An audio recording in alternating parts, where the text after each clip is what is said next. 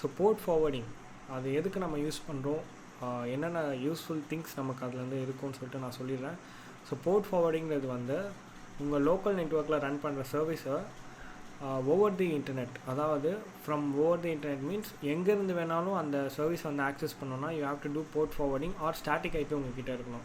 So இந்தியாவில் இருக்க ISP means internet service provider, இவங்ககிட்டேருந்து நம்ம வந்து ஒரு ஸ்டாட்டிக் ஐபி வாங்கினோன்னா we have to pay extra money. நம்ம இப்போ யூஸ் பண்ணுறதை விட எக்ஸ்ட்ரா மணி நம்ம கொடுக்குறோம். And it's not easy that நம்ம சிம் கார்டு வாங்குற மாதிரி ஈஸியில் we have to submit more documents to them. Like நீங்கள் கமர்ஷியல் யூஸ்க்கு, அதாவது நீங்கள் ஒரு கம்பெனி வச்சுருக்கீங்க, அதுக்கு ஒரு பெரிய ஐடி இன்ஃப்ராஸ்ட்ரக்சர், டேட்டா